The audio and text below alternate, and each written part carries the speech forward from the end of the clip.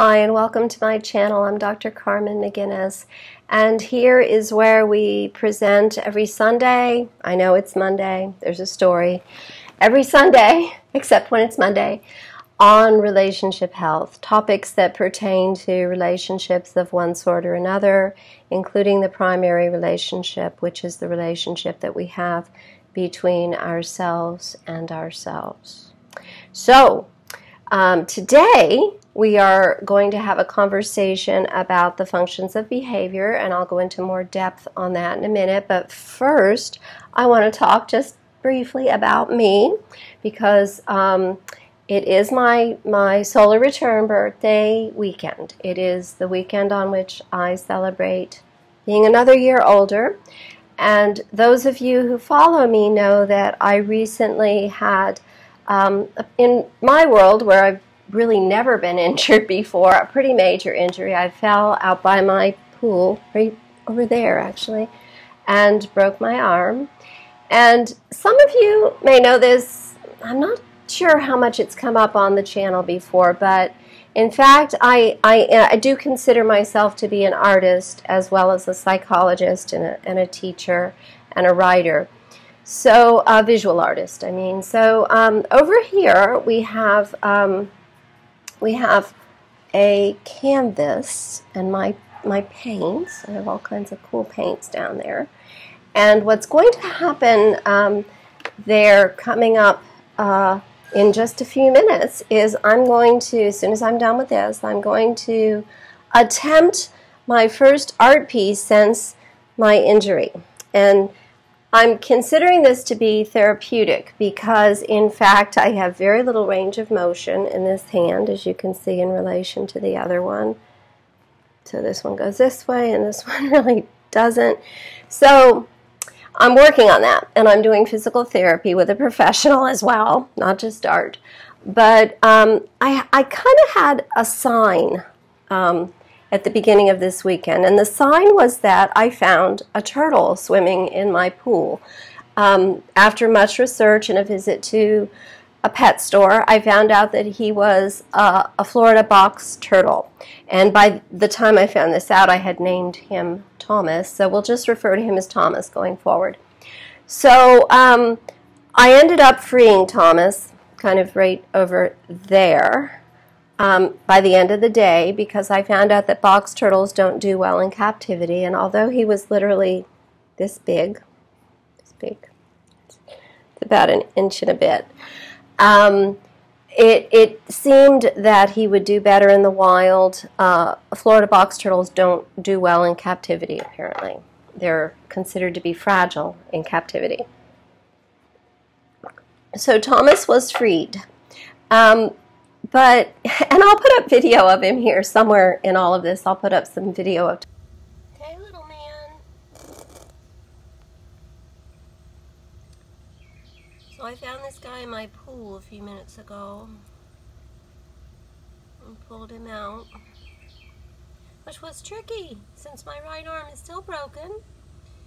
Pulled him out and put him in some rocks and water.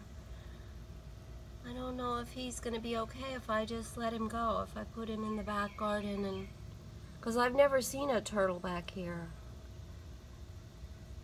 I've had all kinds of critters, including a bear once, but no turtles. It's rainy here, I guess.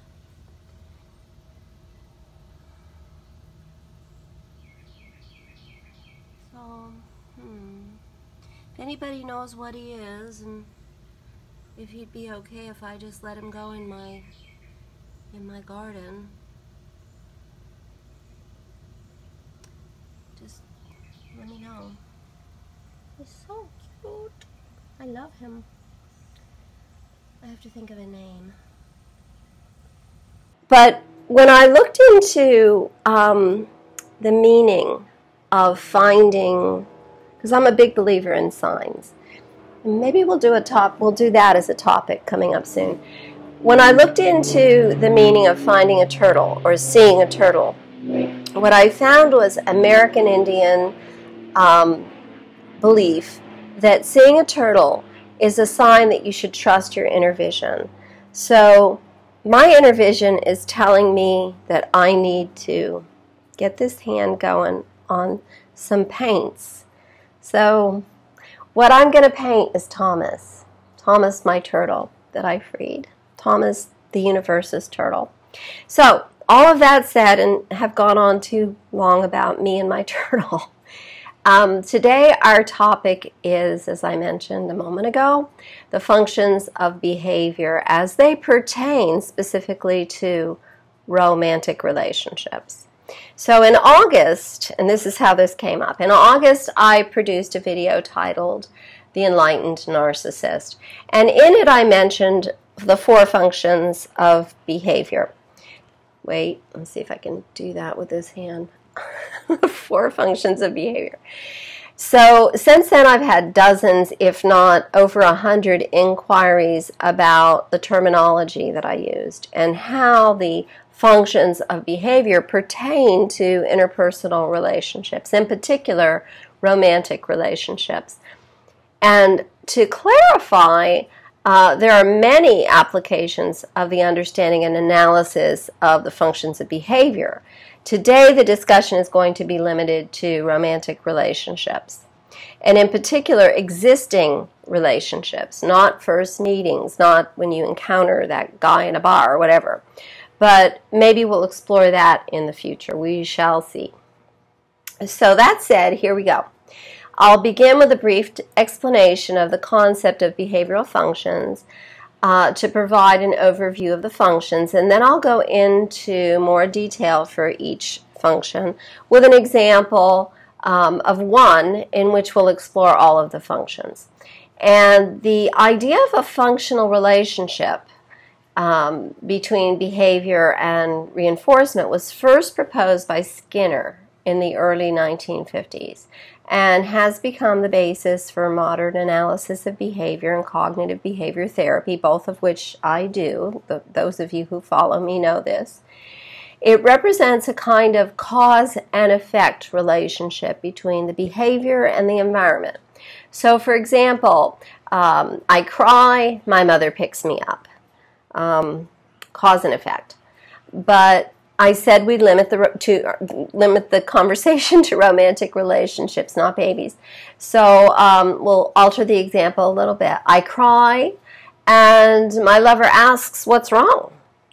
Or if he knows what's wrong already, he might admit, "Yeah, I offended you. I'm so sorry. I flirted with the waitress earlier. I'm an oaf." And he might give me a hug and say he's sorry. I, of course, find this reinforcing. It calms me. It makes me feel loved. So the next time I feel insecure or unloved, I might cry again. I might try more of the same thing because I've learned that tears work. And one of the laws of behavior is that whatever is followed by whatever is reinforcing will be repeated. It will happen again and again. The question, of course, is what exactly did the hug provide for me?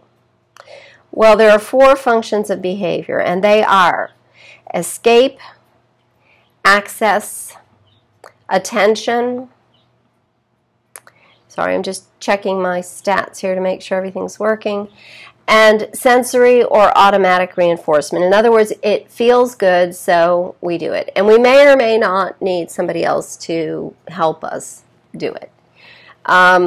So we'll use this as our first example. What was the function of my crying behavior? And we find we already have a good example of when access is also escape, which is often the case, by the way. Access to a hug, in this case, is also escape from feelings of insecurity and just being unloved. However, I would likely not have cried had I just wanted a hug. Instead, I might have cuddled up or just asked for a hug or flirted or, whatever, smile, coy smile, whatever. Indeed, it was the feelings of insecurity that made me cry in this example. So in this case, in this example, the function of the behavior of crying is escape. It's that I wanted to feel better. I wanted to be comforted so that I could feel better, so that my fears and hurt would subside. This is escape. So now, in saying all that, I've given you an example of the function of access as well when I said that I might cuddle or just ask for a hug or flirt or be coy. So we might say that the function of cuddling up behavior is access, right? And hopefully there's a theme emerging here. What the behavior gets usually provides the answer to the function of behavior. So let's talk. If I cuddle up and I get steely cold sex with little or no connection, the function may well be automatic reinforcement. I just wanted sex. It felt good to get sex, so I cuddled up and got it. Versus when I criticize my lover, point out his faults, and imply that he might not last the night if he doesn't clean up his act, then we get into a fight, and then he connects with me and says he's sorry, and we have sex. The function of criticizing behavior might actually be, in that example, might actually be access.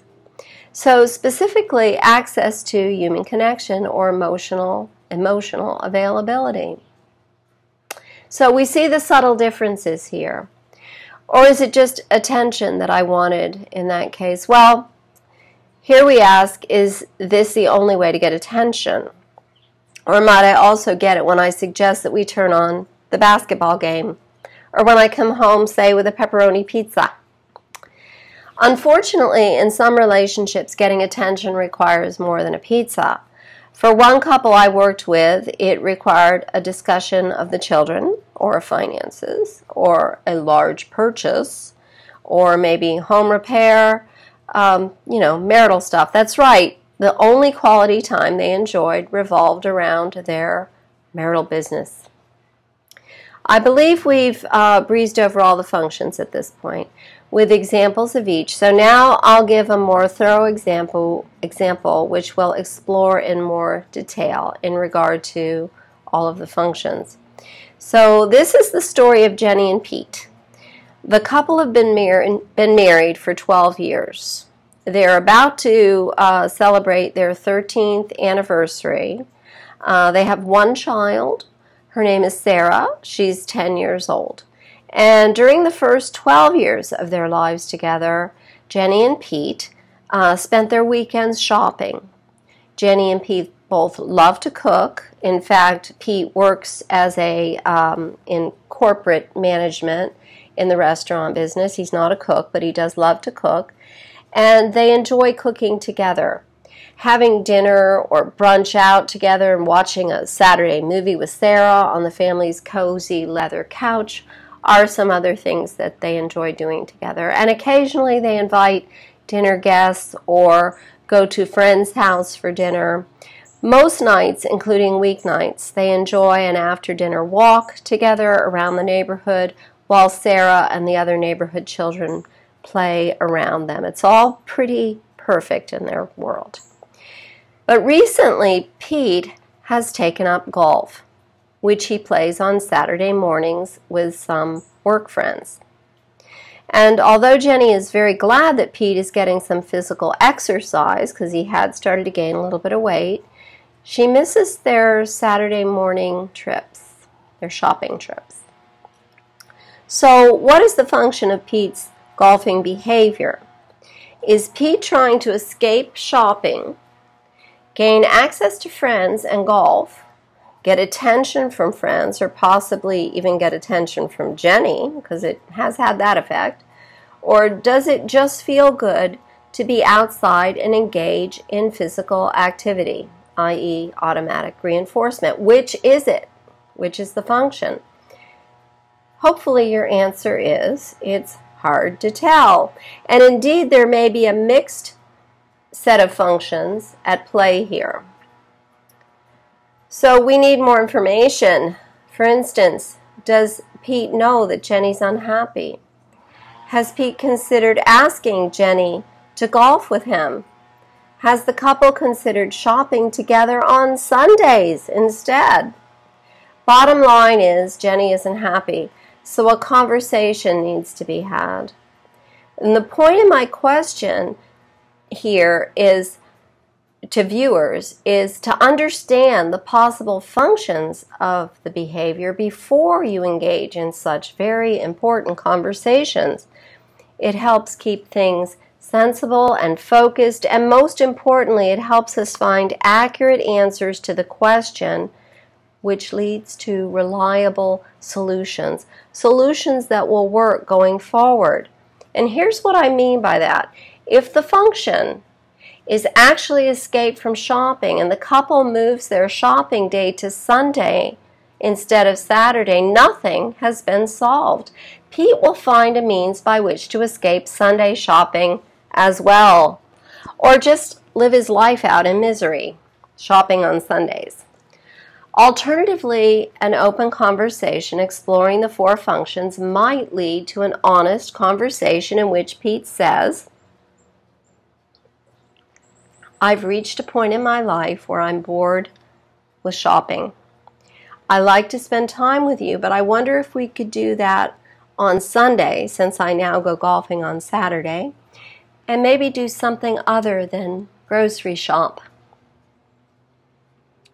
Now, clearly, getting to that point would take more time than a single statement. Probably nobody's going to show up at the meeting, the heart-to-heart meeting, with the answer. So there has to be some talking happening. But the point is here that there is a single, simple resolution that might serve both parties and resolve in a happier ending. If Pete is happy, he'll be fully present with Jenny during their weekend time together, whenever it happens, and their relationship will benefit as a result. Now, chances are, as you consider this content more later, or maybe even as you're viewing it, you might think of other functions of behavior. A typical one that I often hear is control. But most of us, most of the other functions that most of us think of actually fall within the 4 functions of behavior under the heading of one or the other of those. So control, for instance, is a means of access. It's a way of gaining access to something. So there you go. That's my contribution to the world of relationship health for this week. I hope this has been helpful. Certainly, we all know relationships are tricky, and I wish you all the best in yours. And if you're not currently in a relationship, I wish you the best of one in the future, if that's what you choose. And as always, I wish you a happy and blessed day and week. And as promised, I plan to give you an update on my art that I am going to be working on now as I wrap up this video. And I thank you so much for watching, and I look forward to seeing you next week. Thank you. Have a good week.